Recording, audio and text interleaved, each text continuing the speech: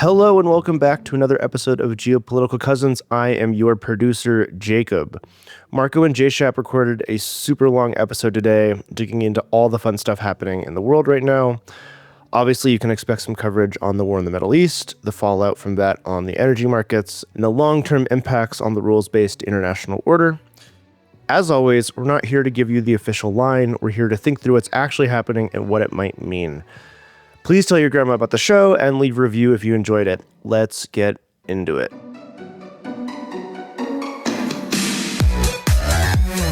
Oh yeah, I have like hard COVID, man. I sprayed literally a whole squirt of Chanel blue in my face. And it felt like soft mist. That's how bad the COVID is. Wow. Okay. Well, that makes sense. I couldn't smell it. I can't taste anything. I got my beer delivered right here because I know you're drinking too. Yeah, but you probably can't even taste it. But that's I can't. I could have 7 of these. Cheers. Cheers, L'chaim. cousin. L'chaim. L'chaim. It's been a very crazy couple of days. So L'chaim, and let's kick it. Let's kick it. All right, well, I haven't even told you this. I am on site here in Madison, Wisconsin, doing serious field research on what Iran will look like after it is transformed into a parking lot, after the U.S. rebuilds it in its image. I've had my cheese curds. Here's my first spotted cow of the trip. Nice to see you all. Yes. Lovely to be here. I was in Wisconsin, I think January had my maybe first spotted cow ever. And I can confirm it is one of my favorite states or places in the world ever. And we will continue to give love to Wisconsin. And thanks to all the Wisconsinites, they've been texting me over the past several weeks, just loving the love we keep giving it to them. Yeah, no, it's a beautiful place. All right, cousin, I have like a Word document up of potential things me that too. I could I do too. This is like beyond me to organize. Can I start? Yes, you start. Please take we can the go reins. back and forth. We can go back and forth. Wonderful. I'll do this. This is super quick. I always send the covers of my research reports on Twitter. Mm-hmm. I cannot disclose what's inside of them because people pay a lot of money for it. So that's why we keep these podcasts minimally related to market calls. But the cover this month is a little girl about to fall through the ice, and it says "on thin ice." And by the way, I take a lot of time and effort to think of these covers. This one I didn't think that far from it. Like it was like, we're on thin ice, whatever. Like you can figure out what I'm talking about. Except one ex-user, I literally posted like all of us or just for your clients. And the reason I start this podcast with this is that sometimes it's important to just pause and remember why we do this pod to begin with. We work almost exclusively for investors and financial markets. And so, it was a genuine question by somebody following me to know when they have to pack up their kids and drive to a different country. And so I was like, oh, no. I meant for the markets. And then I was like, but are you sure? Are you sure? And then I saw somebody else ask you, what's the probability of World War III? World War III. It took. And you're like, 0.01%. Jacob's like, was it 4 spotted cows in? 0. That was before I had even started drinking. Gosh, I mean, we got the world, and sorry to throw shade at the people who are asking the World War III question, but my God, how many different ways are we going to get the World War III question? Also, even though in the last podcast we took down the whole, is this all some elaborate plan to get at China? And we said, no, that's stupid. It's not an elaborate plan to get at China. Somebody literally wrote in an hour after we published the last podcast and said, so is this all a plan? Yep. To just combat China? And it was like, what are we doing here, guys? Like basic listening comprehension. I guess we're just not listening. That person might not be listening. Yeah, but I just wanted to also say that, yes, I think we're going to be fine. Think. But I would also say that I do think there's a very large probability scenario where this becomes the equivalent of 1973 Yom Kippur War. We just don't know the capabilities of Iran. In 1973, and this is why I felt a little bit guilty of being so glib to the person asking the question, because I was like, nah, don't worry about it. This is just degenerates who trade. Like they're the only ones that worry. You're good. And it's like, yeah, but like people really did feel the pain from 1973. So if this devolves into an energy crisis, European energy costs are going to skyrocket. Like the whole reason why they've been good, the whole reason you and I are so bullish Europe and like, oh, European energy is fine, is because they have access to LNG. Oops, LNG now has to go through the Strait too. And similarly, if oil prices go up, like the K-shaped economy narrative, the inflation narrative, the prices narrative, like even though it might very well be disinflationary, the point is no one's gonna be happy that it's disinflationary. Let's just be very clear. The reason that increase in energy prices could actually lead to less inflation is because people don't have enough money to buy goods and services in other sectors. So apologies to that person. Like, now that I think about it, after half a beer, I'm like, wait a minute, it might be the medication talking or whatever. But yeah, I mean, sorry. I mean, maybe you are on thin ice too. This could tip over into the 1970s style, calamity. Now, I don't think that the world is set up in a way where we can get to 8 to 12% inflation yet again. I actually don't think that would happen, but I do think that we could have a global recession. I don't think that's crazy to say that this could, in its extreme, lead to a global recession.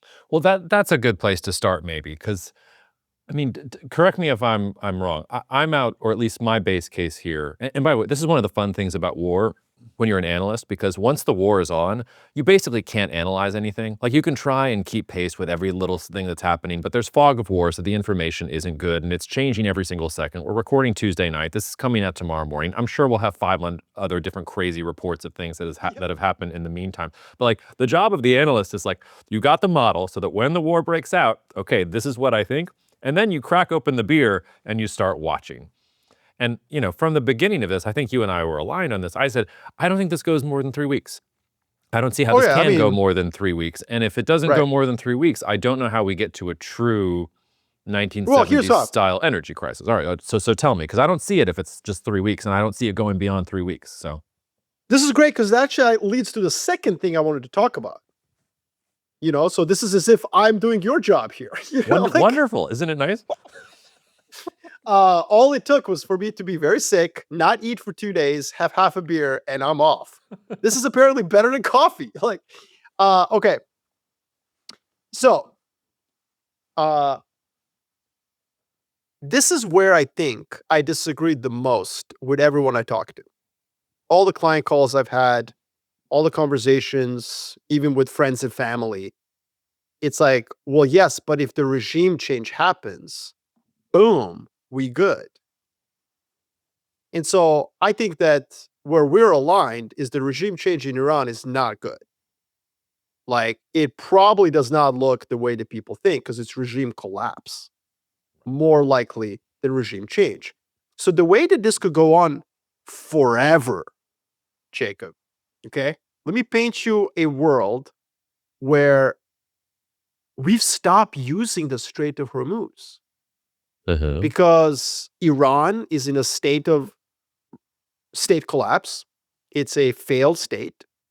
It's a very heterogeneous entity that has always kind of needed an authoritarian, strong, not always, of course. It had a democracy once, until the CIA decided. Until we assassinated it. Good job, CIA. Oh, come on. Thank you, Dulles Brothers. Appreciate y'all. That's such a Guardian narrative that we're throwing out here. Pour one out for Mohammed Mossadegh. Yeah, it's okay. Pour one out for you. Jacob, details.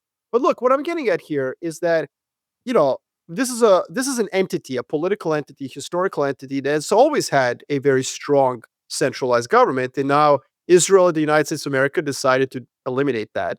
Nothing comes to replace it. In fact, the place disperses into factions, and some factions are pro-Israeli and pro-American and pro-West. Some are, pro-whatever, and some are just anti-everything. They're ideological, they're zealots, they're remnants of IRGC, I don't know, but they hide out in the mountains of the South facing the coastline and keep firing $2,000 homemade drones at the Strait.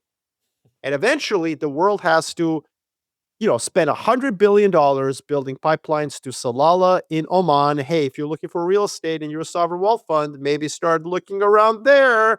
Good port in the Indian Ocean or the Red Sea in order to divert all the energy and the traffic out of the Strait. And we actually just stop using the Strait forever because Iran stops being stable forever. There's your, in the next 12 months, that's a global recession. In the next 10 years, it's a world where we don't care what happens to Iran. They can become Afghanistan as far as the world is concerned. They become irrelevant completely, and nobody cares. But it's a transition, Jacob, that I think would require then a recession right now. It would require an immense amount of upfront costs. And so this is why I wanted to talk about a regime change, because I know you and I are aligned on this. And by the way, this is where I think you and I were maybe not aligned. I'm a simple guy. If the Houthis in Yemen were able to close the Red Sea for 2 years with homemade drones, the Houthis in Yemen, by the way, they control like 28% of Yemen. You know what I mean? They're not even able to control the entire country. And they were able to close the Red Sea. I assume that if that happens on X, then what happens on Y is the same thing. In other words, Iran will be able to close the Strait of Hormuz. They're 90 million, more sophisticated, even closer. I think the Houthis control actually very little, if any, of Yemeni coastline. The point I'm getting at is that, I don't know. Like, this is one of those things. If the Charlotte Hornets can beat the Celtics, I think they can beat the Lakers, kind of a thing. And I don't know. Tell me. I mean, maybe I'm wrong on their capabilities of drones. Maybe I'm wrong about how much drones have changed the game. But I do think that the way this gets really bad is that everyone's looking at Iran's air defense systems and capabilities. Everyone's looking at their ability to kill Israeli civilians, which is paltry and pathetic. They've had no success on anything. And they assume that they will not be able to interdict shipping. But the fact is that there's an asymmetry in military technology. Yes, Iran is incapable of fighting off Israeli fighter jets. They're incapable of dealing any kind of damage with ballistic missiles. But it doesn't mean that they can't launch what are effectively advanced children's toys at tankers for the next 10 years, if they so chose. Yeah, well, there's a lot to break apart there. I think the first thing to say is, it's only day 4, so this is going to get worse for Iran. But there are no signs that the regime is near collapse. Like, I'm impressed with the regime coherence. They have a distributed, multi-layered network. They've got local commanders who are apparently authorized to do whatever they need to do without, direct approval. All of the reports about the supreme leader and all of the senior officials picking their successors and preparing for something like this, that all seems to be holding. If anything, there's a rally around the flag sort of effect happening within Iran. So maybe another week of this, you start to see the regime coming apart. But if that's the scariest scenario, it's not really there. I would also caution anyone on taking a victory lap about Iran's capabilities, because I think this is now a race against time and capacity on the U.S. and Israeli side versus regime coherence on the Iranian side. And if they can keep themselves in the game and keep themselves relatively coherent within some kind of plan, they're not firing their best shots yet. They're not firing their best shots yet because they know that, at the beginning of the conflict is when missile defense in the Gulf and when the U.S. and when Israel is the best. So they're going to launch. Pause that. Yeah, please go. Pause that. Say that again, but slower. Yeah, I know, slower. They have not launched their best shit. They're saving their best shit. They're firing the crappy stuff to overwhelm all of the interceptors and have us use up the interceptors. They're firing $20,000 rockets at $4 million interceptors, and it's taking 10, 11 interceptors per rocket that they're firing over.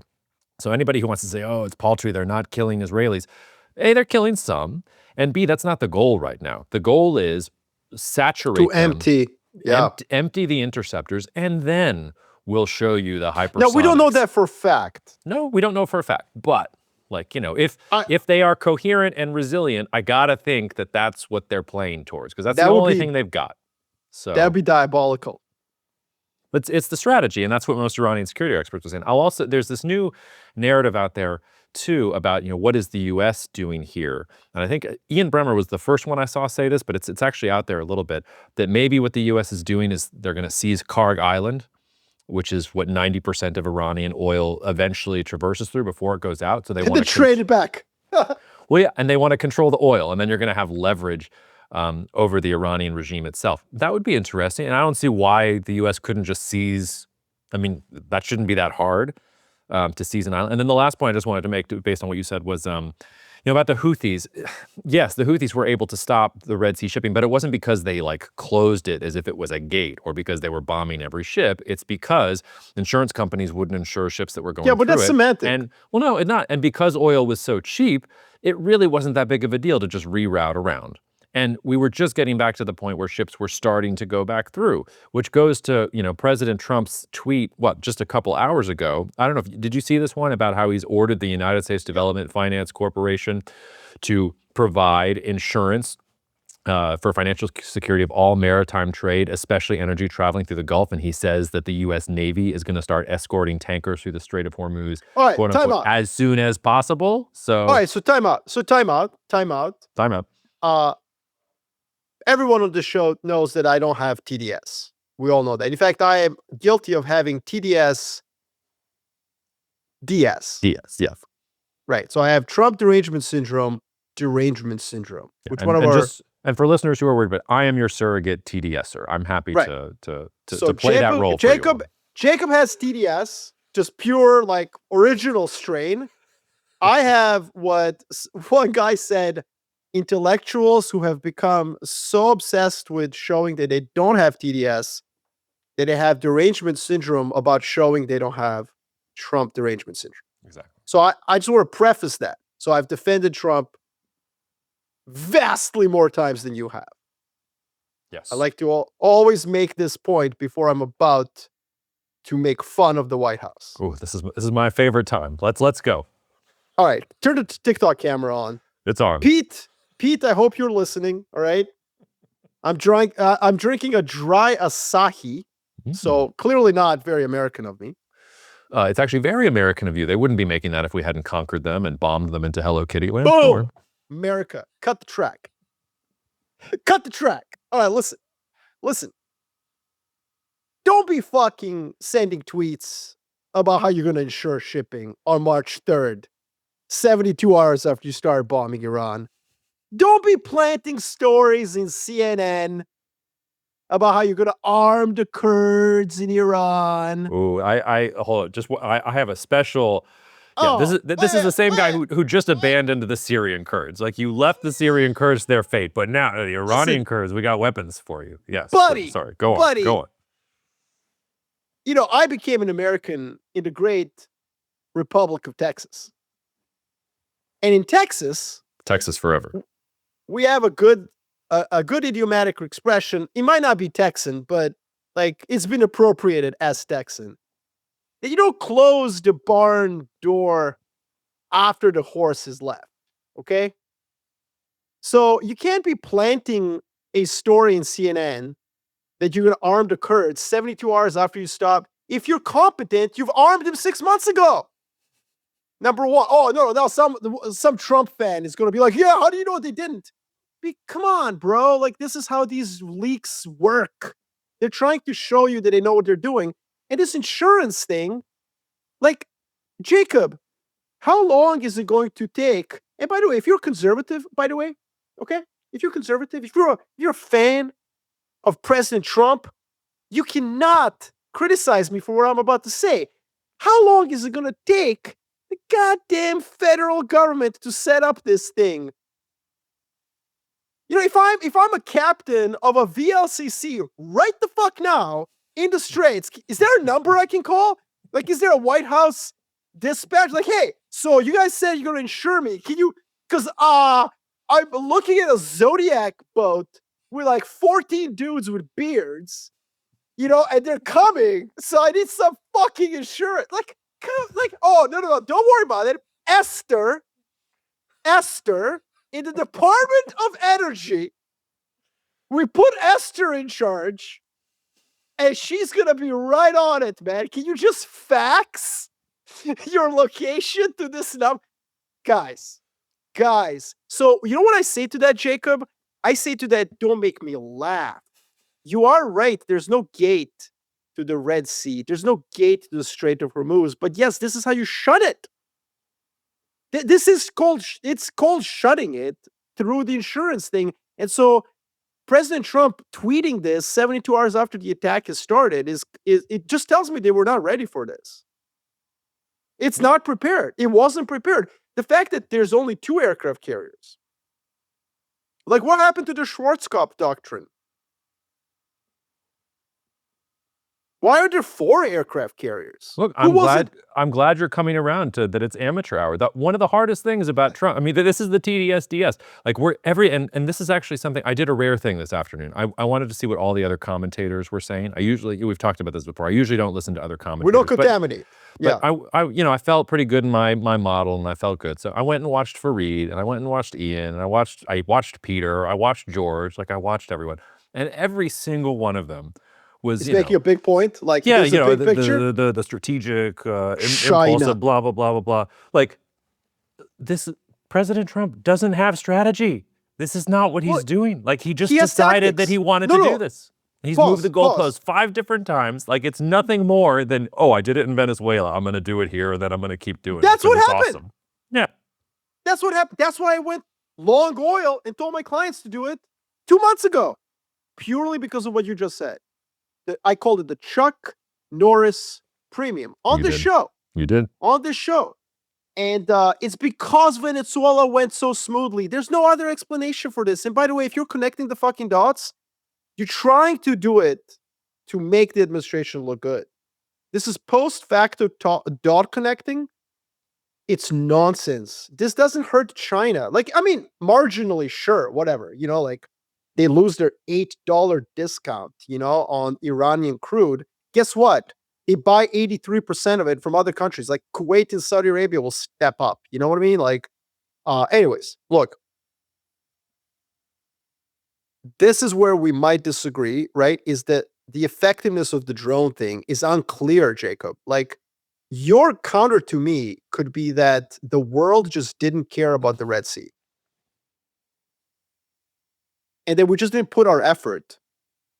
We didn't actually put all the capabilities we have in countering those Houthi drones. I'll buy that. But I don't buy that Red Sea wasn't shut. No, see what I mean? It was shut. I guess my only point is there's an alternative to the Red Sea. You don't have to use the Red Sea. That's the counter to me. You can use that. You can say that's why we didn't care about it. Right? Like, if we put the full emphasis of the U.S. Army now on getting ships through the Strait, we'll defend those drone swarms. But the thing is, the Houthis never sent swarms of drones. They took pot shots, Like, Iranians have the ability to send 500 drones on one ship. Now, I've done the math. I don't want to go through it. I've done the math. F-18, F-35, how many rockets they all have, Aegis class, blah, blah, blah, blah, blah. Yeah, the U.S. Navy can defend a VLCC even if there's 500 drones coming at it. It would take 1 aircraft carrier and maybe one Aegis-enabled vessel. What I just said is fucking insane. Yeah, it's pretty insane. It's insane because you know how many resources? There's 2 aircraft carriers. So what is the U.S. going to do? Get 2 VLCCs out at a time? This is it's going to cost more to defend these than the oil that's on them. You know what I mean? This is why I'm not worried about the disaster scenarios, because what's going to happen is at some point in the next 2 weeks, President Trump is going to come out and say, I have achieved my objectives. We have destroyed the missile program, and I now have somebody that I can negotiate with in Iran, and they will not have a nuclear program. Thank you for your attention to this matter, and things are going to be fine. And and by any normal analytical metric, he's not going to have achieved anything, but it doesn't matter for him because all he has to do is say that he achieved it and negotiate. I need to do my TDSDS public service announcement on behalf of the White House. First and foremost, we need a little noise that plays every time you're about to do it, like in the Hunger Games, where before the update comes for the fallen, and then yes. Or you can just use AI to change my voice into Trump's voice. We could do that too. God, that's God help what me. we do. All right, hold on a second. All right. So here's what I hate about taco, and I said this before. I don't like the term taco. Trump doesn't chicken out. He sets expectations that he's going to get us to the moon. He gets us to the roof of the house, and he brings the ladder. Right? Yep. But that doesn't mean he didn't not get us higher than we were. Huh? It's not the moon. But Jacob, do you want to be on the moon? There's no atmosphere. Here on the roof of the house, it's nice and cool. You see far away. We have a nice little tiki bar. So what I'm getting at is that when you say that there would have been no achievement whatsoever, I think that's unfair. Was there regime change? Is Iran now the land of milk and honey, as it was under the Shah, as my friends in the diaspora told me? No, it's not. But I think objectively speaking, we all agree that the nuclear program and the ballistic missile program are massively eroded after these 3 days. Right? Like, we all agree with that, correct?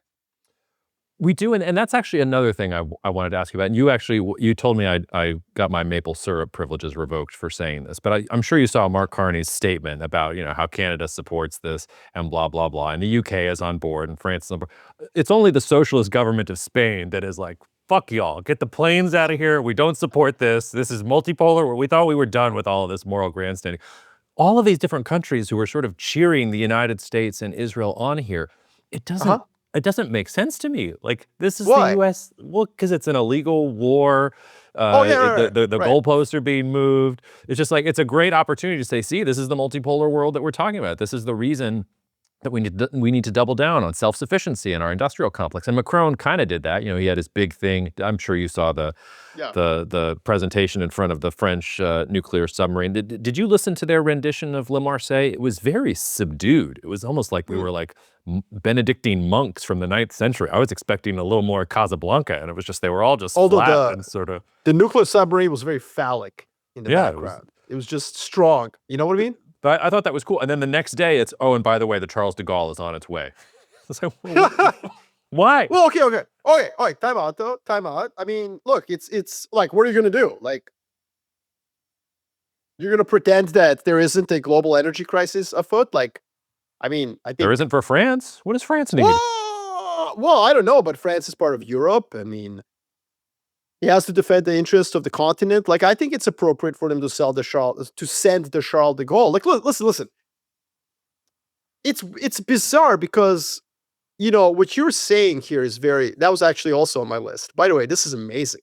We're just like going through my list. As if you read this is why we're cousins. This is why we're cousins. We're riffing. And this is also like, it really is the nature of, like, in some sense, like a war like this. I don't mean to make light of the death and suffering that's happening, okay? So I'm not making light of it. It's just like, when a war breaks off and you're an analyst, like, this is the time you put your feet up and you relax a little bit, because you've done the work. It's either right or wrong. Your framework is in place, and you just watch, because there's nothing else to do right now. You just got to trust what you did before. So that's where I'm at. I'm loose. I'm drinking the beer and like, let's talk. Listen, I think France sending the Charles de Gaulle, which is, by the way, for those of you who don't know, the only other country, well, other than China too, but really the only other country that has global power projection capability is France, ironically. It's not really Russia. It's France. Or the UK, ironically. And the UK, although, yeah, they've just recovered it after not having it for a while. But what are you supposed to do? I mean, America does something that's naughty and illegal, but it creates a new reality. You have to go and try to help keep the Strait of Hormuz open.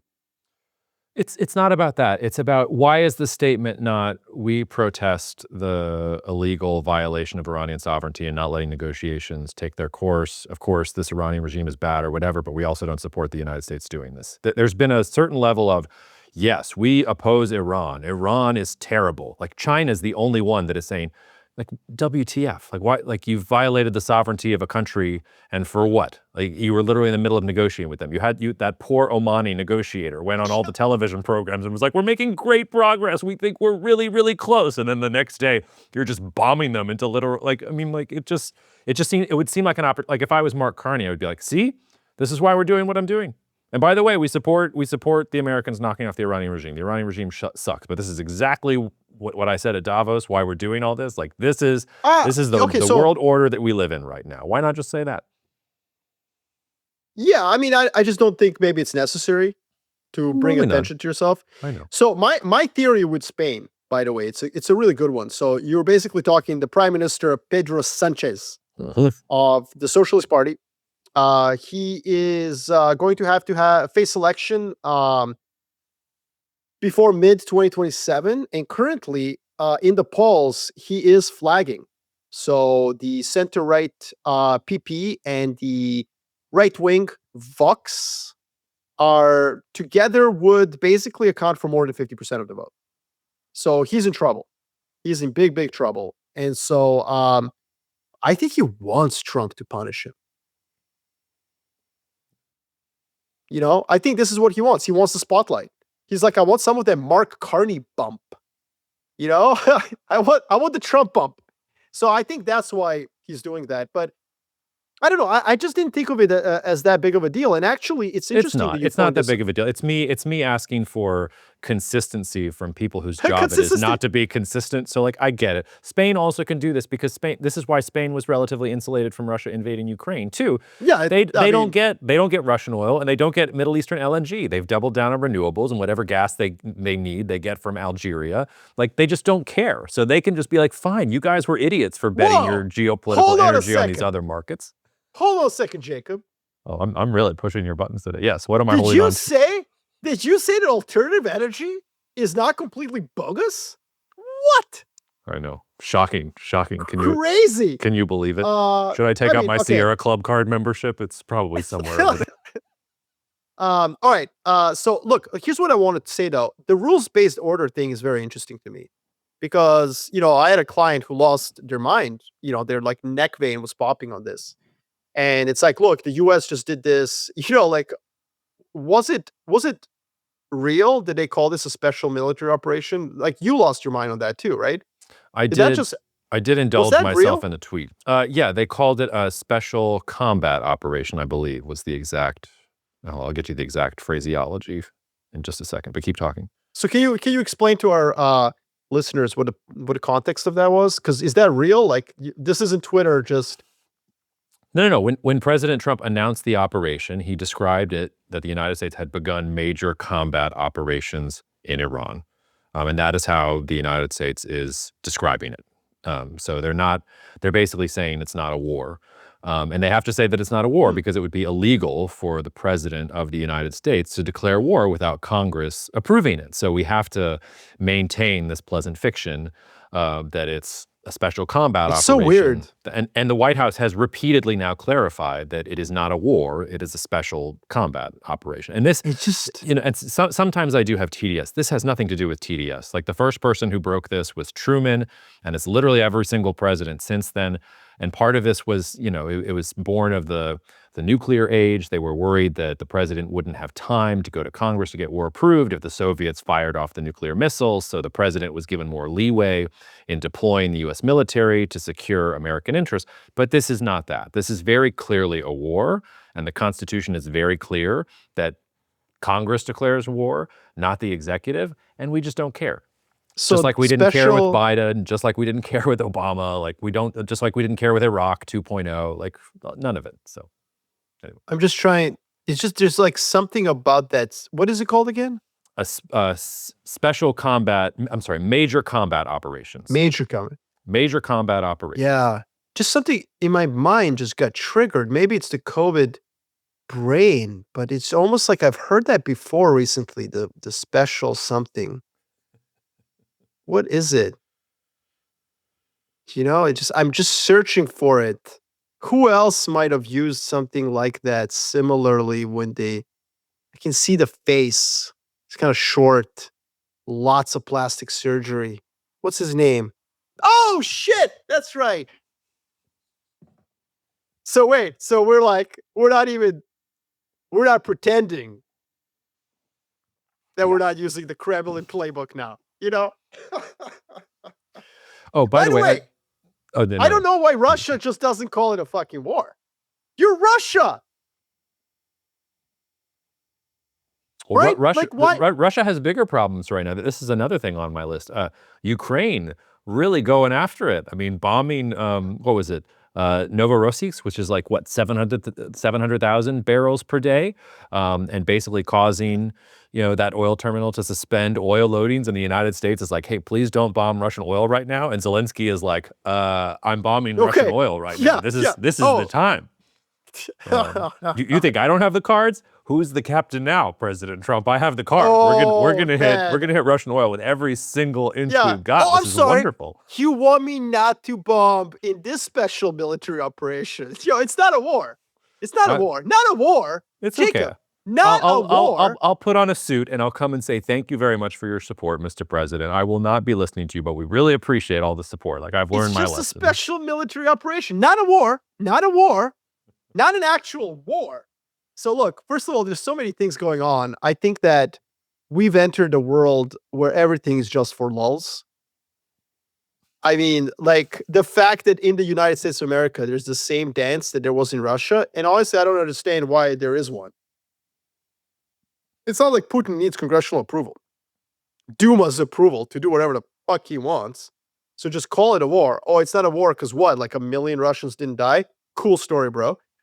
And then on the U.S. side, like, whatever, man. Like, the Supreme Court says tariffs are illegal. We're going to have tariffs. Like, just, but sure, it's well, and I don't know if you saw this, but about Spain. So President Trump was asked about Spain, and he basically said, this is terrible. Spain is treating us very badly. We're going to embargo them because the Supreme Court says I have the ability to embargo them. Like, I can destroy the trade with the nation. And he had, I can't do tariffs, but I can destroy them. I'm going to embargo them. And he had Jamison Greer and Scott Besson in front of him and asked them, right, guys, I could do that? And Jamison Greer said, here, I'll quote him. Well, sir, I think we'll talk about it with you. We know you can use it, and if you need to use it to assure national and economic security, we'll do it, sir. That's the end quote. And then Scott Besson said, yes, the Supreme Court has affirmed your embargo powers under IEPA, and that we will begin investigations on how to penalize Spain. Yeah, so just call it a war, bro. Like, it doesn't matter. You know what I mean? Like, let's stop pretending anything cares. Now, I do want to talk about this rule-based system, though, because to me, as a hardcore realist, all these books behind me are basically just realist. To me, I would never say that it was really a rules-based order. It was just that there was one country that was very clearly in charge. And so nobody just messed with it. So what we're watching now is just what happens when there's no one country that can enforce a certain set of rules. So yeah, multiple countries get to do what they want in terms of their rules. So this is, I think, the mistake that people see. It doesn't mean that the world will descend into complete anarchy. Power still matters. The reason that the world was stable, more or less, obviously, a lot of people died, like Rwandan genocide killed millions. Yugoslavia fell apart in the Civil War. There was Operation Desert Storm 1, and then later 2. But between like 1985 and 2010, the only country that could do crazy stuff was America. Yeah. Bombing of Serbia was illegal by international law. Sorry to bring it up. I know nobody gives a fuck. That's cool. I've gotten over it. Every single U.S. war since World War II has been an illegal war. Right. So just to be clear, but the world was more stable because there was only one country that could really do that. If you were like Slobodan Milosevic, he was like, I'm a regional hegemon. Boom. No, you're not. You're Saddam Hussein. And you're like, the Americans said I could do it. No, you can't. So that's why the world looked like it followed rules. But it didn't. It just couldn't do anything unless the US did it. So now we're in a world where, yes, more countries can do stuff like that, including America, which always could. But let's pump the brakes on holy fuck, this means everybody's going to invade everyone. No. There's still the obvious rules that matter, which is power. So not everyone's going to invade everyone. It's just going to be those that can. Well, and this is why World War III is not going to happen, because China and Russia are not coming to China and Russia are not coming to Iran's aid. Nobody's coming to Iran's aid. Nobody's going to fight for them. So let's talk about that. Okay, talk. Yeah. But why are they not? Because they don't have the power to do so. They're not there yet. So in that sense, the world is not as multipolar as we think. I mean, I would make a very strong argument that the hegemon having to resort to bombing people to do what they want is a clear sign of imperial decline. But we also live in a world where China doesn't have power projection capacity to open the Strait of Hormuz, and certainly not to tango with the U.S. Navy. It has no chance of doing so. India Maybe doesn't. not. Russia doesn't. Like, there's no chance of them showing up. That's what World War I and II was. That was major powers with major militaries gambling, I can beat you in a fight to the death. Nobody's doing that with the United States. See, maybe not in Iran, in the Persian Gulf, where the U.S. has prepositioned significant troops, but I don't think that the argument you just made works in Taiwanese straits. I don't think the argument you made works on Russian periphery. I mean, obviously, your argument falls apart in Ukraine because they did invade Ukraine. They did tangle with U.S. technology, and notice that the United States of America did not dare to tangle with Russia. Well, that's what I mean. There's no direct conflict. Like, to have World War III, you have to have the major powers thinking that they can confront each other, not through proxies, not anything else. Just okay. Yeah. But what I'm trying to do is I'm trying to get to the logic of the point you made, because you said, well, maybe the world is not actually multipolar because no one wants to tangle with the United States of America. But let's just be very clear. Bahrain and Qatar are basically the 51st and the 52nd state. Like, they just are. You know, the Fifth Fleet is in Bahrain. Qatar has one of the largest Air Force bases in the world. So, okay, fine. China and Russia are not stupid enough to challenge the U.S. in the Persian Gulf, just as America did not send troops to Ukraine. Neither did anybody else. So what is the actual defining difference this time around? I think we are at a point in the world where World War III would have started maybe 100 years ago. I think we might be. The difference is that the stakes of messing with this stuff are so much greater because of nuclear weapons. This is why I actually think this is an important point. I actually think that we might be stuck in this multipolar, messy world for like the next 150, 200, 300, maybe for as long as humanity exists, because nuclear weapons make it very, very difficult for countries to challenge each other and then put to rest a dying empire. Yeah, I hear you. I disagree with you. I think we'll get to the point where the conventional forces of, like, when China thinks its conventional forces can handle a challenge from the United States, then we'll be in that sort of world. And I don't think we're close. We may get there sooner rather than later because of robotics and automation and AI. But I don't think we're close to there. I don't even think we're there if something happens in the Taiwan Strait. Fair. I don't think China can take Taiwan. But let me counter that. Let me counter that again with Ukraine. The United States of America has conventional forces that I personally think would have fucking made mincemeat of Russia and Ukraine in 2 weeks. Yeah. Because what Russia tried to do in Ukraine is like what American generals like have wet dreams about. Like, oh my God, fucking tank battle, like give it to me. That's what they were trained for. Like, this is like, fuck yes. I feel bad for them. Imagine being trained for something your entire life and it never happened. And then you're watching and you're like, give it to, please let me go. And you know what? I think the Americans would have not used the javelins because it would be too easy. They'd be like, no, pretend like we don't have them. Pretend like we don't have them. You know, it's like Larry Bird being like, yo, son, I'm going to fucking play with my left hand. And by the way, I know I'm going to get all the hate mail from like Russian like fans. They're going to be like, no, bro, like Russia. Like, shut up.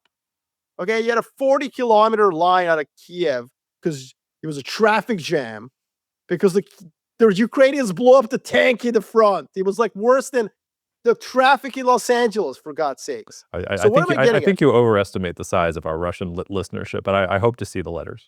I'm going to get death threats from the Kremlin. But look, what am I getting at? I'm getting at the fact that you're saying that once Chinese conventional military can threaten America, they will take Taiwan. American conventional military would have made Swiss cheese out of Russia.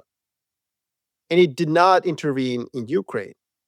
And I think that the differentiator is nuclear weapons. So maybe the Chinese will feel comfortable invading Taiwan anyways, because, you know, Americans are not going to defend Taiwan. It's now the 51st state with nuclear weapons. But I think that there is a limit to how much you can target these very powerful regional militaries, and they've become more emboldened, particularly in Russia and Ukraine case, to do something militaristic. Now, the counter to my point is that America was a hegemon from 1985 to 2010, at least, even though these countries had nuclear weapons. So what changed? Why can't the world go back to being, unipolar? And my argument would be like, it absolutely can. If the United States of America reasserts the level of dominance it's had in the 90s, sure, like it will just go back. It's just difficult to go back to that point because while China and Russia may not have global power projection capability, they may not be able to come to the Strait of Hormuz and say who gets to pass. They sure as fucking hell have regional capability to do that. I actually think the counter to what you're saying is that Ukraine was not and will never be an existential interest for the United States. If the Russians had come for Greenland, then I think you would have seen the U.S. deploy conventional military forces to defend it. But for Ukraine, it was like, the United States basically gave up. They basically withdrew all their embassy staff and said, sorry, good luck. And then when the Ukrainians managed to stay in the fight for a couple of days, they were like, okay, we'll send you some weapons. We'll send you some more things. We'll send you some intelligence. Let's see how far you can push this. Yeah, but if the Russians took Ukraine, like, who cares if the Russians take Ukraine? It didn't do anything to the United States. You're only going to get World War III when powers are willing to risk conventional warfare over issues of existential interest. And that's just not going to happen in the Persian Gulf. It's not existential, I think, for China. And even if it was, they don't have the power protection capacity to get there. Now, 15 years from now, if they keep modernizing at their current pace and if the U.S. keeps overextending itself, okay, we have an interesting case there. And then we'll see if the nuclear question does rein things in. But I just don't think we're close to that level quite yet. By the way, I have a trivia question for you. How many countries do you think that the United States has bombed under the Trump administration? Under the Trump administration. Under the Trump administration, how many countries has the United States bombed? I'm gonna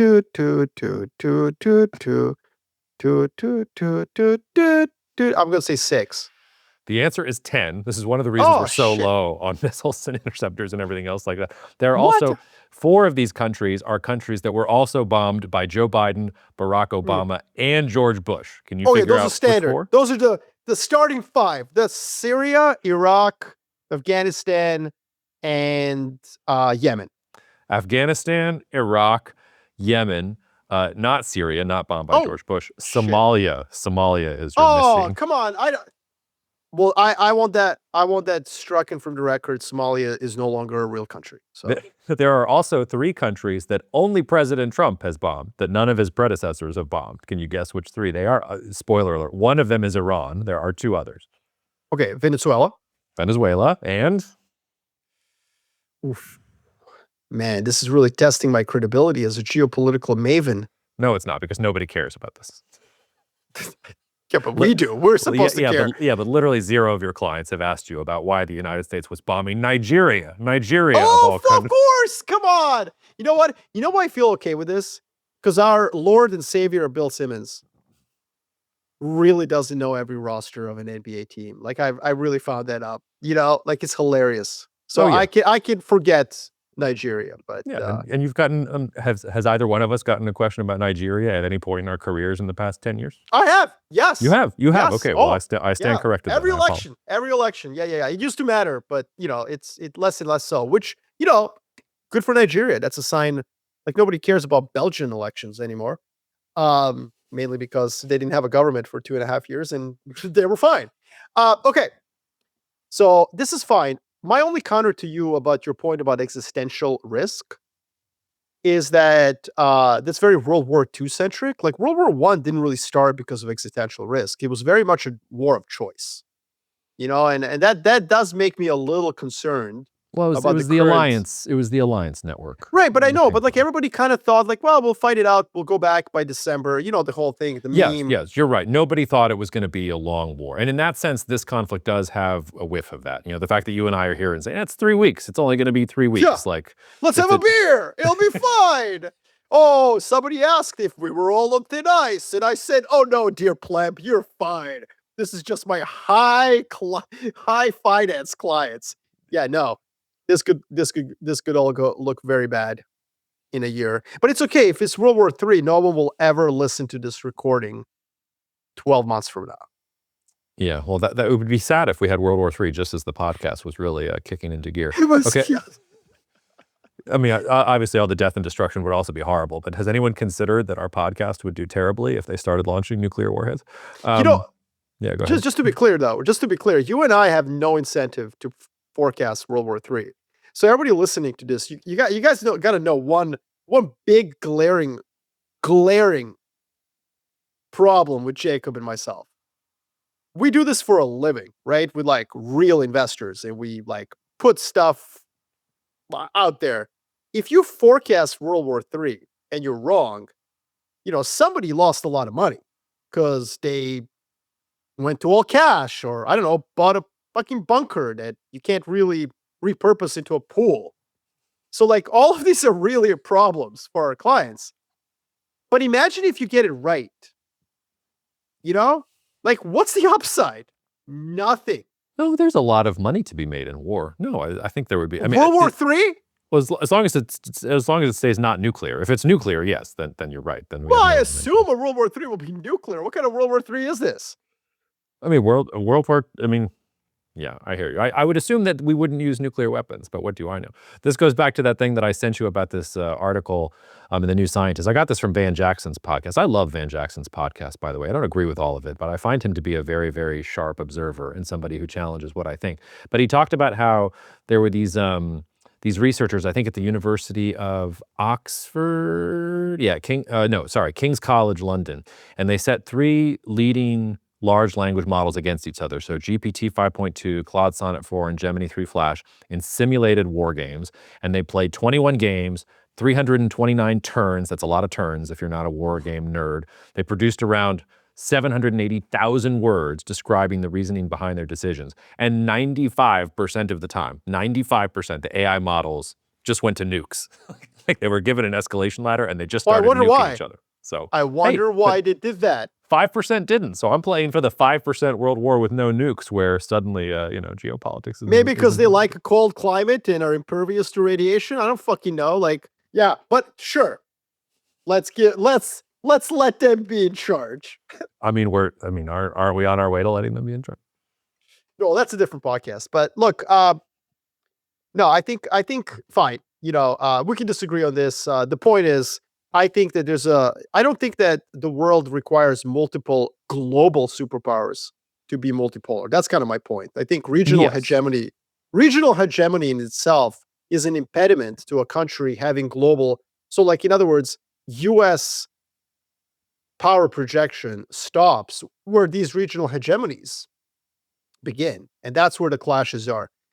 Regardless, I think what's your takeaway here for listeners? I mean, what are you watching for the next, 24 hours that we're not going to be recording? We'll be doing this. No, it's why we're not going to make 24-hour takes. I actually have a couple more things I want to throw at you. The first is I wanted to do a whole section of overreactions, but I could only come up with one really good one. Maybe you can come up with another one when I tell you this. But okay, overreaction.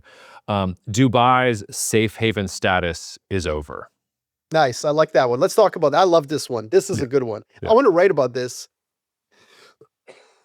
All right, so why do you think it's overreaction? I mean, you've been kind of shitting on my GCC takes for a while. I like that you're now that it's become consensus, you're ready to plant the flag and defend. I'm not. I'm using this as a foil to talk about it. So the overreaction take is that Dubai's time as a financial center, safe haven, is over. To your point, I'm a hater. I never thought it was a safe haven in the first place. You're only going there if you can't get into Singapore or somewhere else. This is like if you're some, no offense to those that are in this demographic, but if you're some Russian oligarch and you're trying to get your money out of Russia and you're trying to have a good life, you're not going to Singapore, you're going to Dubai. If you are some Indian mogul who's trying to get your money away from India and not be taxed by the Indian government, like you're going to go hang out in Dubai. Dubai is probably the cleanest place you're going to move your money. But give me like 2 more examples. So Russian oligarch, got it. I'm just writing this down. Yes. Yeah. Indian mogul. What else? Who else do you think? How about Chinese triad member or Chinese drug lord or something like that? That seems doesn't have to be that. It can be just like a tax avoidance, high net worth individual. Why do they have to be like Well, because there has to be something nefarious about what they're doing. Because if you're just the normal person like that, you could just go to Vancouver and start buying up real estate like they were doing for a long time. Can you though? You used to be able to. They're starting to crack down, but there was a period of decades. All right, give me two more examples. The Russian, Indian, Chinese. What else? Yes. 2 more examples. I don't know. If you're let's say you're a former dictator of a country in the region and you've just fled. Okay, Middle East. Yeah. Let's say like in Iran. Yeah, there you go. Iran. Anyone else? How about if El Mencho wasn't assassinated and he was trying to get out of Dodge? If you're a Mexican drug cartel leader, seems like Dubai might be a nice place to park some of your cash and get it clean. All right, Jacob. So let me retort now. Jacob, let me retort, please. Like, go for it. Thank you. So your 5 examples are Russia, India, China, and Mexico and Iran. Yeah. So we're talking 1.4 billion plus 1.4 plus Russia, 140. So 1.4 plus 1.4, 2.8, 140. So let's say 3. And then let's add 93.1. And then Mexico. So you're talking 3.2 billion people. Yeah. Almost half of the world population. Let's throw Brazil to that. Let's throw Argentina. Let's throw Chile. Let's throw Africa. What am I getting at? If Dubai and Abu Dhabi were going to replace Singapore and Hong Kong in attracting Western capital and then using human knowledge and IP to deploy that Western capital to emerging markets like Indonesia or Thailand, which is what Singapore was used for. When you talk about financial capital, if that was their game, then you're right. This is the end. Pack up your bags. If you're listening to this from Abu Dhabi and Dubai, pack your bags right now. Take your kids out of the American and British schools. Get out, because your business model is over. If the whole point was to attract Western capital and then do something with it, right? Like add some knowledge to that capital and then deploy it, then it's over. But what you've just pointed out in your examples, and by the way, you don't have to be a nefarious person. You might just not like the security situation in Sao Paulo. As one of my clients who runs a family office in Brazil told me, hey, I'm going to move the headquarters to Abu Dhabi of my family office. It's not because you're trying to, do something nefarious. The tax regime is awesome. Private property laws are awesome. And security is awesome. Except for when Iran starts to rain missiles and rockets and drones down and you can't get out and everything is blocked up. And this is where we come down to what is your forecast, Jacob Shapiro of Geopolitical Cousins. If your forecast is that this is going to last 3 weeks, and in those 3 weeks, the United States and Israel are going to basically mow down Iran's capabilities, if I'm a family office in Sao Paulo, fuck yes. And by the way, if this is your rain, then you've never been in a rainforest, my friend. You know what I mean?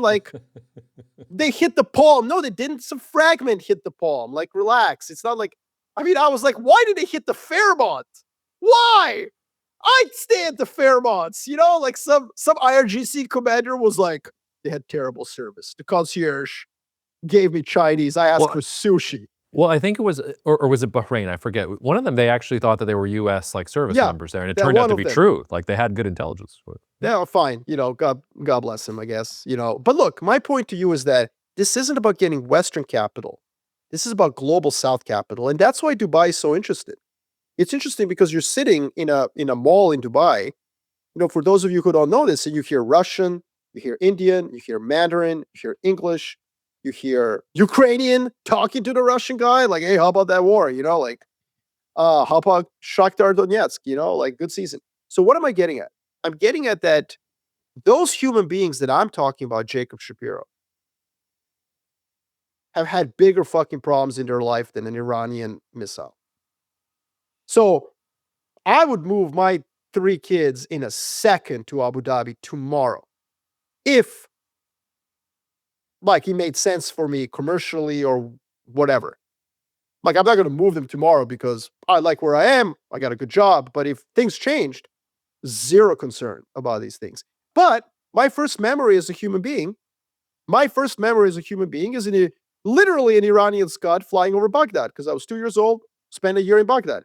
Then my second memory as a human being is Yugoslavia falling apart. So obviously my threshold for what I consider insecurity is different. And what I would argue is that, what is it? 40% of human population we just cited, if we add Africa, we're getting to a point where 85% of humans on this planet do not consider what's going on in Dubai and Abu Dhabi a reason to pack up and leave.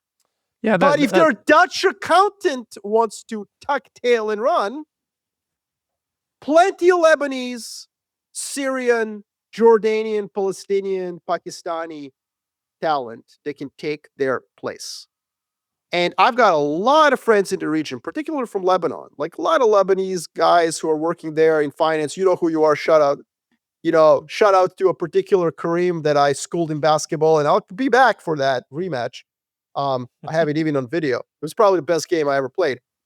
But my point is, for these people, like this is like, inconvenience, it sucks, but it's not a reason. So what you would have to make a case for is, you would have to make a case that like UAE gets attacked and gets destroyed. I think that nothing, because the people who are there, who are storing their money there, who want to have, they're there for the governance issues that UAE controls. I will concede one thing though, where you might be right. Like, does it make sense to have an airline hub in Dubai? Like that? Hey, I'll concede that, but does it make sense to have a family office in Abu Dhabi? I would say, yeah, it really does. Yeah, okay. Well, first of all, I think your points are good and well taken. And remember, this is an overreaction. So it's an intentional overreaction to create conversation. So I don't think that this is going to change much for these places. But let me sprinkle in a few things here. First of all, the UAE is, to use another Southern aphorism, getting a little too big for its britches. With what it's doing in Sudan, with what it's fooling around with in the Horn of Africa. I mean, it doesn't, if you look at some of the reporting, Saudi Arabia denied that they were pushing the Americans and the Israelis to do this. And also the Iranians have gone after the UAE far more disproportionately compared to the other Gulf states. That says maybe they have. Yeah, no, maybe. So maybe the UAE. Right. Yeah, maybe they got the wrong. So like they're a little bit more activist, and to maintain their reputation, they need to stay out of the fray. And they haven't stayed out of the fray here. So I think it's a knock on their, but your point is taken that people have a higher threshold here. So it would have to go on more than 3 weeks, and it would have to be more damage for this to meaningfully change things. But, and this is some free geopolitical analysis out there for some of the places that I'm about to name. If you are El Salvador, or if you are Istanbul, or if you are any other place, there's an opening for business here, because there is a small dent in the reputation of these places for stability all of a sudden. And I'm not saying that maybe you'll have enough of an opportunity to get it, but if I was advising Nayib Bukele, I would say stick up the flag now. You are the new Abu Dhabi/Dubai, and you are light years away from Eurasia. You have the support of the Trump administration. You're in beautiful Western Hemisphere where everything is wonderful. You've beaten back the cartels. Nobody is going to mess with you. We've got wonderful beaches. We've got volcanoes and geothermal Bitcoin. Come to town. We would love to have you and to support all of your money. I'm just saying there's some opportunities out there for those that would want to be opportunistic to say there's a weakness here and you could exploit it. Which countries would you say could do that? What are your favorite picks?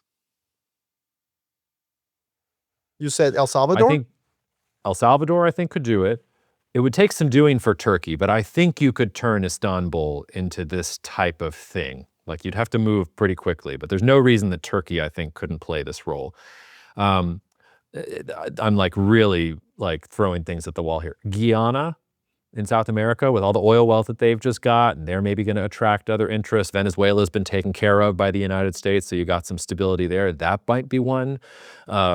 If you're Chile, like that might be it depends like who you want to invite in and how you want to do this. But there's an example of a couple countries or city-states that might want to consider something like this because there's an opportunity.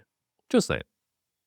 All right. So what countries would you say would be your prime candidates to replace to take this opportunity to kind of nibble at UAE. Yeah, I got to think about this a little bit more, but at least some of the ones that I would consider, if I was El Salvador, I would be thinking about whether this was possible. It's probably too far for Turkey to do it, although I think making Istanbul into this type of thing could be really interesting. Maybe you like turn Cyprus into something like this, although that's still a little too close to the chaos in the Middle East. I mean, he got hit by a drone, but Cyprus was, for a time, particularly after the Lebanese Civil War, a lot of that capital went to Cyprus. Cyprus has its own kind of issues, and the problem with Cyprus is that it joined the EU. Yeah. Now here, I think first of all, Istanbul, maybe favorite city in the world for me, so would love for that to happen. But here's the problem. Here's the truth. Here's the cold, hard truth. You need a giant current account surplus, I think, for this to really work. Well, this is why another one on my list, I haven't developed this one yet, but I think Guyana is an interesting candidate because they've got all this new oil wealth coming on. Now you're going yeah. But look, Jacob, the problem, the fundamental problem is not geopolitics. This is one of those situations where the more you know about geopolitics might be impairing your choices. Yeah, that's true. Politics matters kind of more, because it's about who's going to steal your money. And the reason that UAE is a perfect place for this kind of operation is that why the hell would the 400,000 good people who are Emirate citizens want to steal your money? You know what I mean? Like, they don't need it. They good. And so when you think about like El Salvador, you're like, hey man, Bukele is like the man. You ranked him number one. God bless you. God bless him. I'm not going to really argue against it. The problem is like what happens when he gone. Yes. No, it's but what happens when MBZ is gone? What happens when he does too much in his foreign policy adventuring? I'm not worried about that. I'm not worried about it. I'm worried about maybe my condo having to replace the glass in it. From an occasional 18 months, every 18 months, like, the Iranians or Israelis, everyone's angry. But what I'm not worried about is anybody impairing my capital that's in the place. Like that, I don't think is at risk. And I think that's credit to UAE in terms of governance, financial, private property. Like they've nailed that. And this is why I got to tell you one thing. I've been coming to UAE, I think, yearly since 2011 for work. And between 2011 and 2021, almost every single year, one of the like locals who's like, learned, connected, would sit me down and be like, look at all these condos. They're all going to zero. That's what like the locals would tell me, and all they've done is go up, man. All they've done is go up because it's like your point about Vancouver and China. Like the Chinese can just go to Vancouver. Well, not really anymore. And not just because the Canadian government and British Columbia are starting to impose some taxes. It's not just because of that. It's also because like, hey man, like it's Canada. And as much as Marko Papic gets ruffled when Trump calls it the 51st state, the Chinese agree with Trump. So they're like, why would I put all of my assets in a country that's going to have to do America's bidding? Remember was it the Xiaomi? No, Huawei. The Huawei CFO? Yeah, like everybody, I remember when that happened, I was like, ooh, probably the top in the Vancouver real estate market. Similarly, that's where Dubai, I think, will not lose that. And it's difficult to replace a place like UAE with a country that doesn't have that like domestic wealth, like just overwhelming domestic wealth. But your point about foreign policy, to be truly neutral, you have to adopt the Marko Papic air of aloof indifference. I think that's your point. Like to be truly neutral, you cannot actually like Qatar as an alternative with its media empire, with its activism, with its very clear views on what's good governance in the Muslim world and what's bad governance in the Muslim world, I do think has impaired its ability to attract capital. What I think capital wants is for you just not to have an opinion. Yeah. I have a really good friend, and I'll tell you an example of this. I have a very good friend of mine, and he runs a company, and he texted me. He's very liberal, and he texted me in the run up to the election. He was like, "I think I want to Taylor Swift it.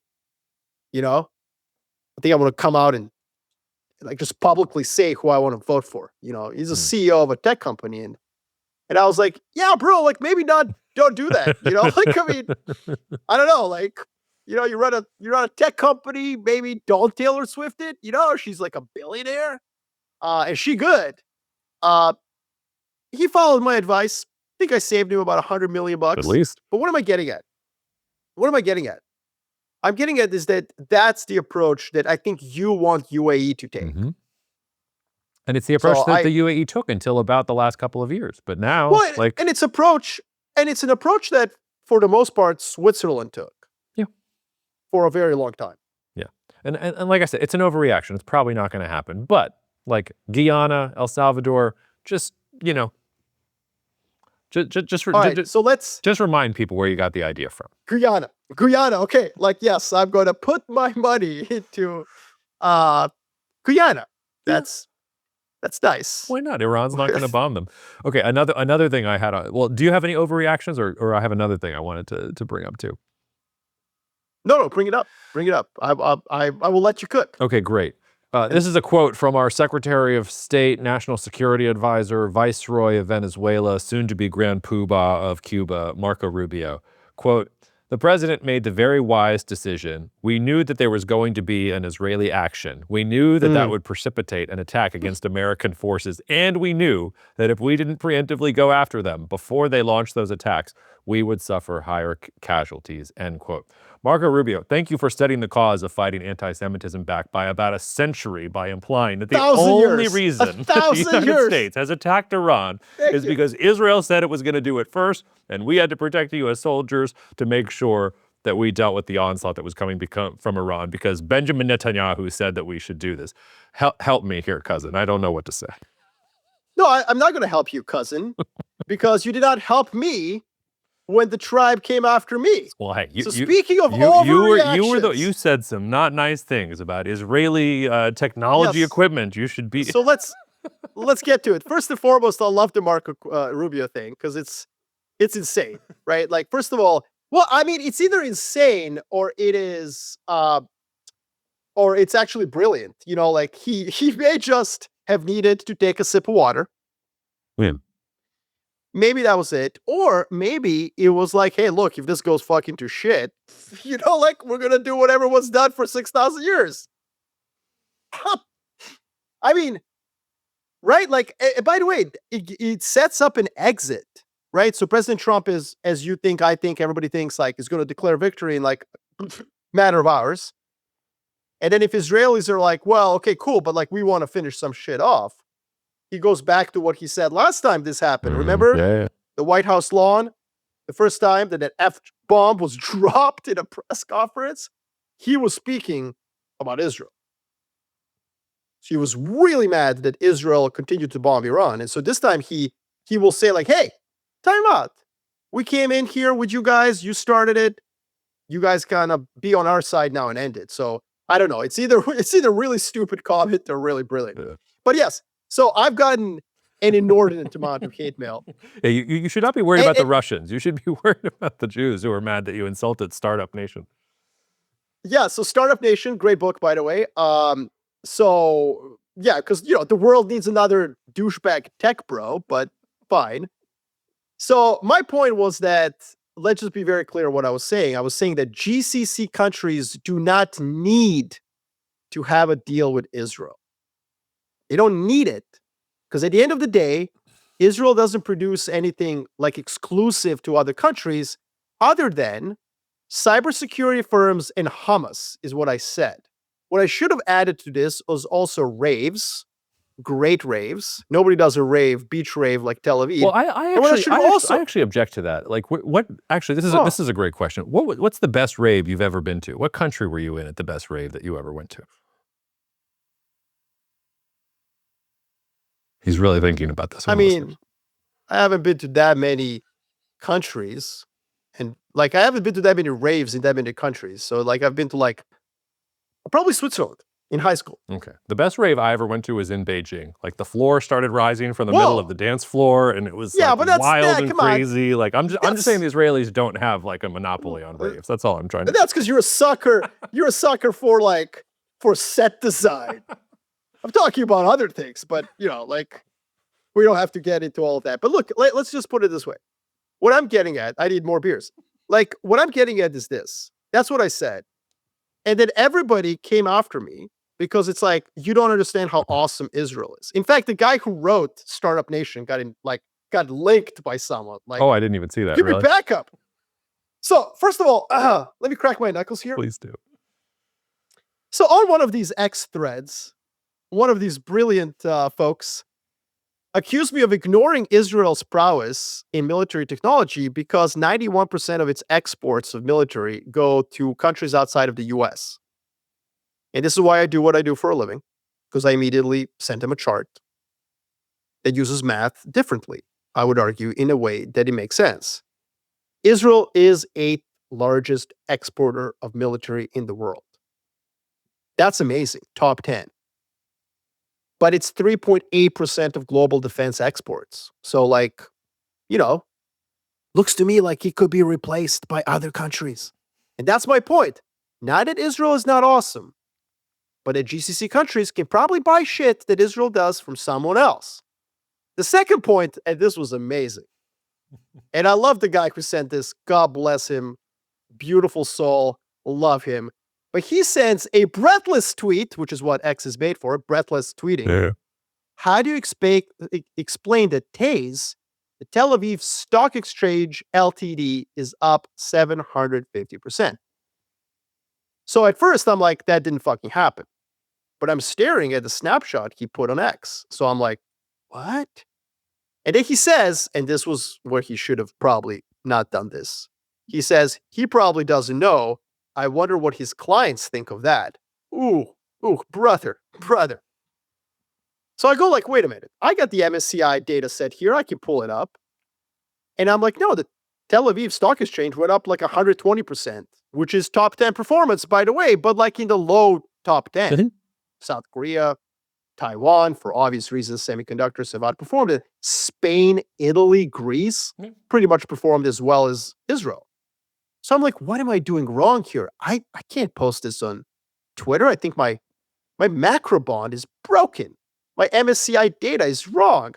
And then I realize that this wonderful individual who I love, and this is why my clients are going to be okay with my services, buddy. He posted the performance of the stock ticker of the company called the Tel Aviv Stock Exchange. Look, that's exactly my point. Israel's top 10. It's top 10 in military exports, top 10 in equity performance. Fucking amazing. But it's not critical to Saudi Arabia. And then when I engage in a human conversation with everyone, they realize that my point was like, look, man, there's domestic political constraints.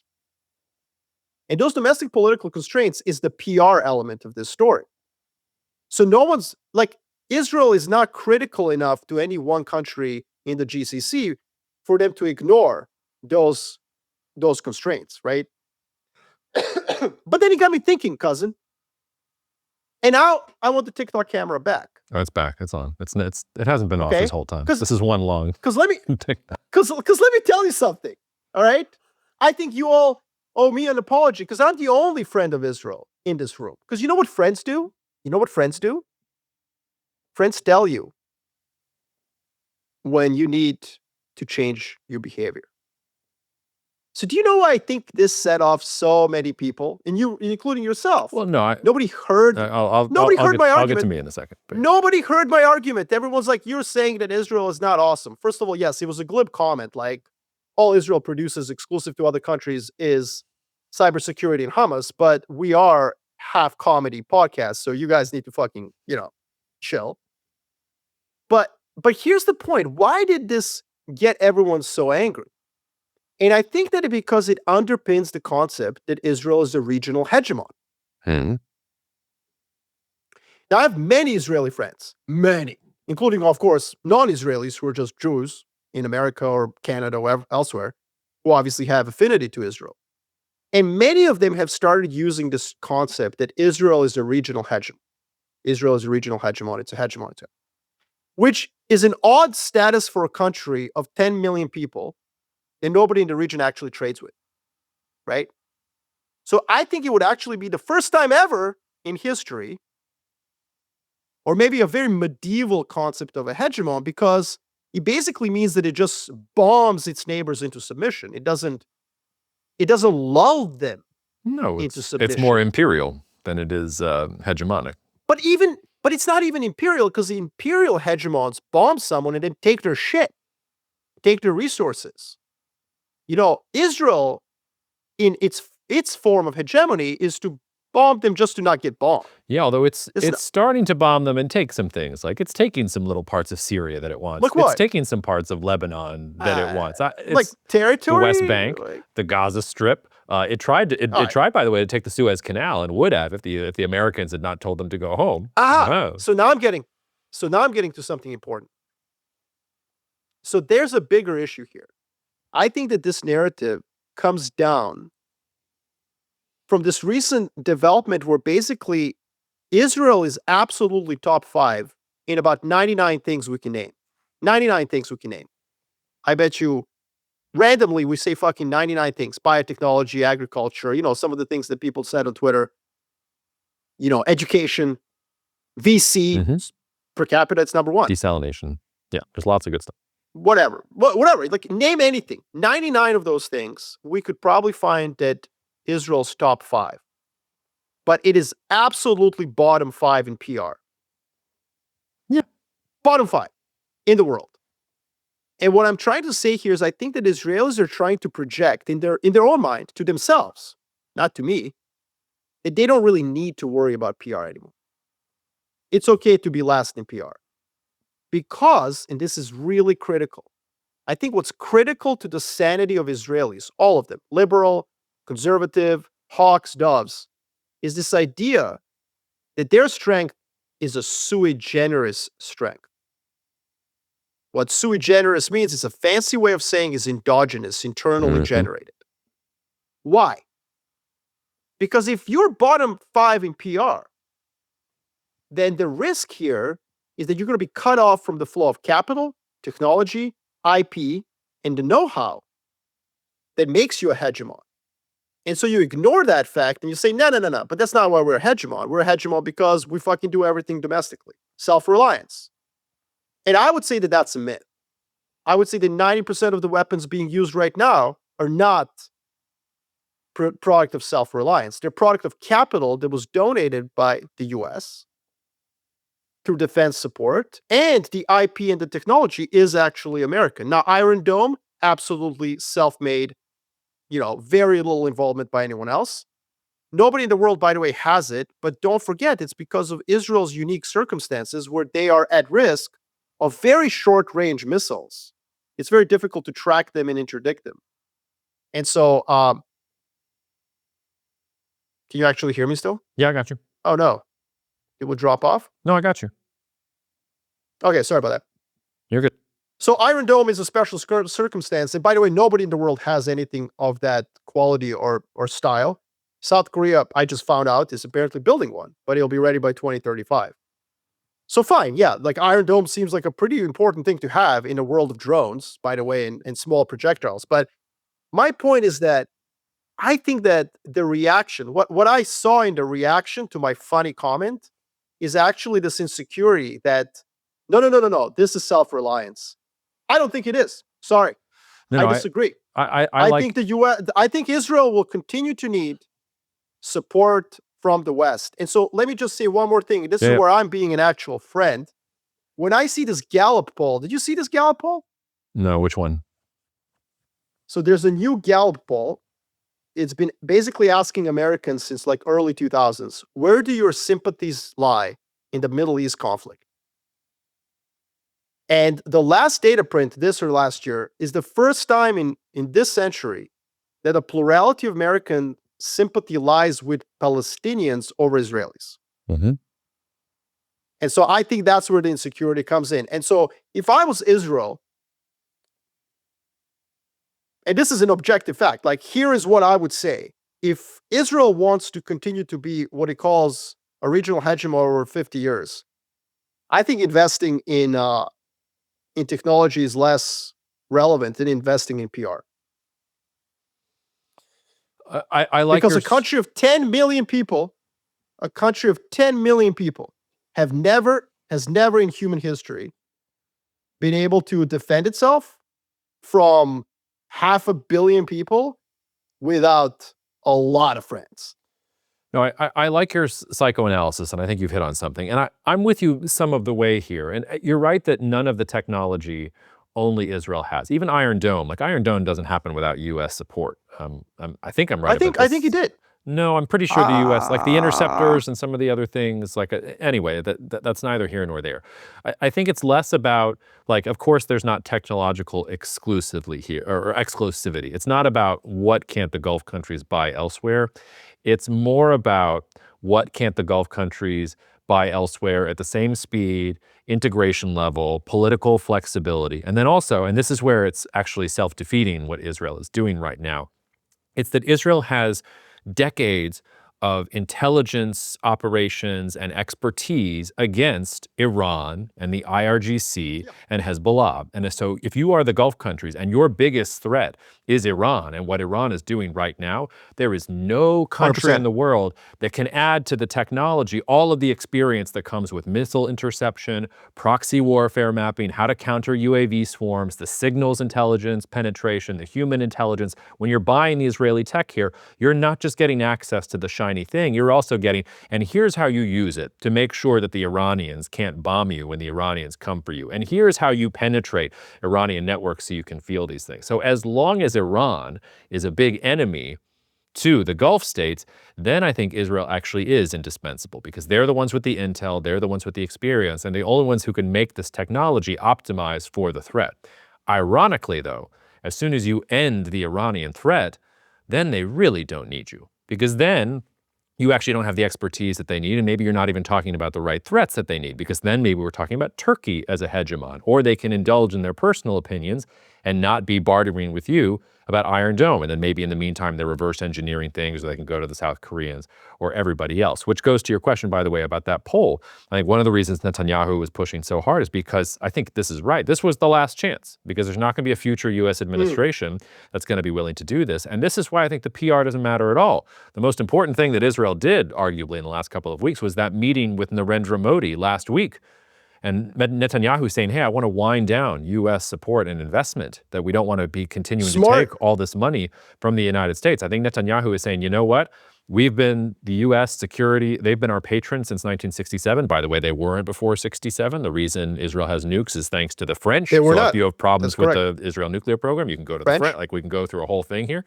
And I think Israel is recognizing we're going to need new allies here. And who better than India? And maybe Soviet we'll Union share our too, defense. Yes, Soviet Union and black market trade, blah, blah, blah, like after 48. But like if you're Israel and you need an alternative, who's going to make your defense tech, where are you going to do some of these things?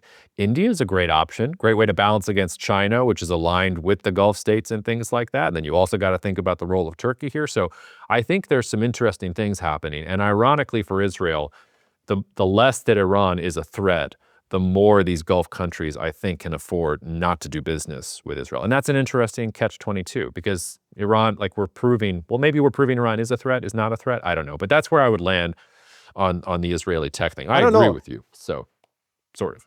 But it's a tough... It's a tough sell. I'm being very elegant. I'm trying to thread It's a tough argument to make. No, I mean, I think it's tough because I agree with you. Obviously, Israeli ability to to toy with Iran is like legendary. This is like Sparta versus Persia stuff. Well, and not just Iran, like Hezbollah. The issue, though, is that like Shiite dissidents in your country. If you're Saudi Arabia and you're worried about the Shiite dissidents in the oil fields and things like that, if you're in Bahrain and you're worried about the population coming up, like you're worried about the Houthis, like who's got the capabilities here? Who's sharing with you the capabilities to go after these guys? Like, the Chinese. The Chinese know how to repress domestic minorities or whatever. And look, the reason that what an Emirati would counter, let me put on that role here, would just say like, yeah, but we were figuring it out fine with Iran until you bombed them. So it's like you're creating the fire that I have to pay you then to put out. And this is my point, by the way. My initial point with this, I have a pet peeve, by the way, with takes that the learned elites of America have just decided to swallow whole. So like this notion that you and I both are aghast at, that it's all about China. This is starting to become the sexy argument, Venezuela, Iran. It's all similarly just like, oh, they can't wait to make a deal with Israel. It's like, well, have you gone to UAE or Saudi Arabia? They're not in a rush to make a deal with Israel. Like, obviously it's beneficial. No one argues against that. My point is the benefit of getting a deal with Israel, does it overcome the potential domestic political problems? And for UAE, the answer is yes, because Emirati population is small and they're well off. For Saudi Arabia, the answer is absolutely not. It's still an issue. And Saudi Arabia would answer to you also, like, we got it. We got, yeah, if we can handle the domestic Sunni militants, we got everyone else. You know what I mean? If we could kick out the Wahhabis, we got this. And so, no, you got to step our way too. But one thing I will say is, like, replacing the entirety of the West with India. The only problem with that is that I think that the knowledge transfer, the integration of this Israeli society into the West, I do think that something will be lost if Israel is less Western. Yeah. I agree with you. I mean, that's, I think my quality of life, my friends who live in Israel and want to move, because it may be less liberal. Like, those things, I think, matter for a country of 10 million people. And the fact of the matter is, there's two things that have made Israel, quote unquote, a regional hegemon. I think it's absolutely supportive of the West from a technological perspective. And the second is, like, the ingenuity of the human capital domestically. Yeah. And part of that ingenuity is that Israel is the best place to live. I think top 10 place. Yeah, all the things that Israel is top 10 in, like, that's one of the things. The quality of life is really high.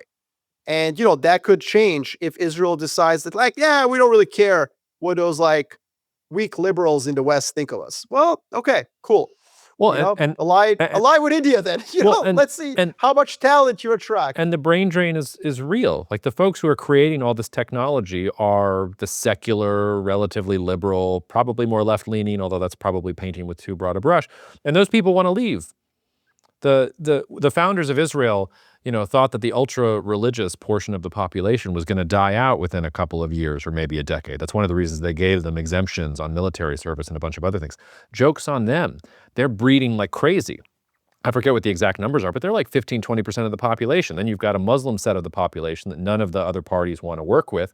And that the number of people who are actually in that class that create this technology is getting smaller and smaller and smaller, and many of them are leaving. So you can't replace, like, the things that created the technology and have it continue over time. I actually think Taiwan is an interesting metaphor here, because Taiwan only exists as this semiconductor superpower because it was like, Silicon Valley guys were going there, and it was the center of all these things, and the US hegemon was there, and China was not a threat. So you had this specific moment in time where Taiwan could become what it is, and it was never going to hold. The same is true for Israel. It's not going to hold. And I think that's actually the thing that you're getting to with the psychoanalysis. Like, maybe they can last 50 years, maybe 100, but there's a reason that the number of times that there's a Jewish sovereign polity in what is today the land of Israel, it's not often in history that this happens. It's a very special, ideal set of circumstances that have to happen for that country to obtain. And the only rejoinder, I think, to that is they have nukes. And I don't know how to work that into the model. So anyway. Well, no, but that's why Israel should have nukes. Yep. I mean, that's and that's the case for many other countries to have nukes. I would say that maybe Taiwan is not my favorite example. I think South Korea, just because, like, I think Israel just bunches. It's not just semiconductors, Taiwan seems a little bit like a one-trick pony. I think Israel is more broader than that. Like, South Korea has a defense industry that's really sophisticated and so on. I think the question here is not about whether Israel is going to be safe in the Middle East. I don't think there's any question to me about that, because it has nuclear weapons, and I think that Israel can be safe in the Middle East, even if it slips from top 10 ranking on 99 different things. I think that's a solved conversation. I think Israel is going to be safe in the Middle East. The question is, to me, is it going to retain that kind of, like, stock market performance that the Twitter crowds were getting at me for? Is it going to be a top 10 quality of life. I mean, it's a top 10 GDP per capita country on the planet. Like, I mean, if you take out like Lilliputian states like Monaco or Liechtenstein, I mean, it's a top 10 GDP per capita country. It's top 10 in technological innovation. It's top 10 in quality of life. And that's, I think, the question. And I think if it just ignores everyone in the West as just, liberal anti-Semites, I think that I think it's painting the West with too broad of a brush. And that's why, like, fine, Spain criticizing Israel can be, I think, dismissed. But when you see that chart, the Gallup poll, that's a really shocking reversal. Yeah. And then the way you overcome that psychologically just is say, well, it doesn't matter. We good. We don't need you anywhere. Yeah. This is why, by the way, why World War Z is amazing for lots of reasons, but the story of Israel being one of the last holdouts against the zombies, they eventually get overrun. Like, the technology allows them to exist for a while, but eventually, like, the zombies. Wait, isn't it only the Cubans that, like, Cuba becomes a superpower, right? Because they're like an island or something? I forget. I forget. I don't remember where Cuba was. By the way, if you guys don't know what we're talking about Mel Brooks' son. I didn't know it was Mel Brooks' right? son, is it? Yeah, so World War Z is a book. It was actually recommended to me by both of our former colleague, Peter Zion. He gave me the book and he was like, bro, like, I know you're going to think I'm insane, but it's like the best book ever. And I was like, cool, interesting. It's about zombies. So who was it written by? You're right. It was Max Brooks. I had no idea that it was Mel Brooks' son. So Max Brooks writes this book and it's written great. It's like kind of the Citrini blog that broke the tech stocks, It's written from a future. It's a UN rapporteur going around the decimated world trying to figure out how this happened. Obviously, the virus starts in China. You know what I mean? Like, Max Brooks didn't get the memo that was racist. So the virus starts in China, and then various countries have different responses to it. And yes, Israel was one of the holdouts, but it does get overrun. Cuba becomes the world power, which was interesting. I don't remember why. I think it maybe just because they're an island. Oh, and they just like enforced the total embargo, obviously. Yeah. And they've been working, like they had like a head start because they've been keeping the boats from Miami coming in, Okay, well, speaking of the last thing that was on my list, I don't know if you have anything else, but the last thing I just saw was, let's see. Oh, yes. This is from Reuters. The Trump administration is building a legal case against Venezuelan interim president Delcy Rodriguez, including drafting a criminal indictment about corruption and money laundering charges, the goal being to use this to strengthen its leverage over Caracas. She's our girl. Not anymore. We're preparing an indictment against her because just in case she doesn't do what we want her to do. Oh, nice. Yes. Regime calibration. Not regime change. No, I really, I mean, maybe I'm being too sanguine here and maybe we're going to get an energy crisis and everything else, but I really do think it's going to be mission accomplished in 2 to 3 weeks' time. Take a deep breath, a little bit of a break, and then on to Cuba. I think I'm sticking to my guns. I mean, I think it's going to be earlier than that. I think it's going to be mission accomplished in days. Days. Wow. Okay. Yeah. And then I think the question is going to be like, if Iran actually says, fine, we'll do it, or if they have to show that they're willing to incur a little bit more pain. So to me, the problem right now is that most of my clients are asking, when does Trump do what he always kind of does? Mm-hmm. And I think that this is like, when Trump is facing off against the prime minister of Denmark, none of us really care what the prime minister of Denmark does. When he's facing off against prime minister of Canada, like, we're always waiting for Trump to back off of the tariffs, to back off of threats, because the counterparts are seen as like, well, they're obviously just take it. With Iran, I do think they will take it. But I think that the question is, of course, like, but do they take it right away? And then if they don't take it right away, does that tip Trump into more? And then also Benjamin Netanyahu, who clearly has proven that he has complete free reign. Like, I mean, there's nothing impeding Israel from attack other than Trump doing what he did last year, where he gets angry. So I think that there's a little bit more actors this time around than just Trump. Yeah. And there's also, I mean, the Iranian regime looks coherent, and I think it's going to be coherent. But if it is wrapped up in days or in weeks, then the question does turn to Iran, because I think people are thinking that there's a chance of regime collapse in Iran now. And I think that's off the table. I think they tried and they failed.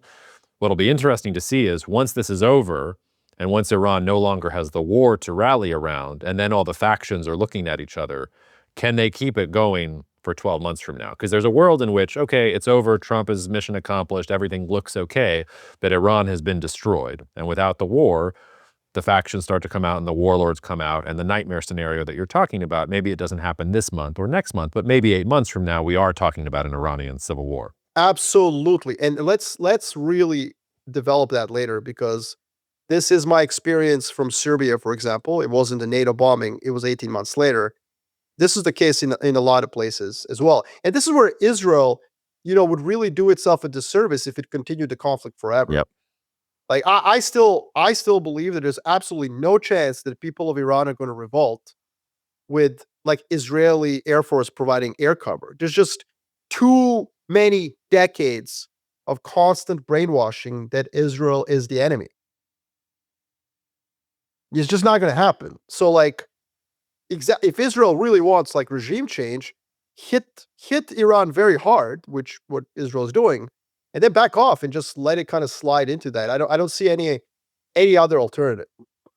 Yeah. All right. Did we do it? Anything else? I think that's it. That's it? All right. Listeners, we'll be back soon. Cheers.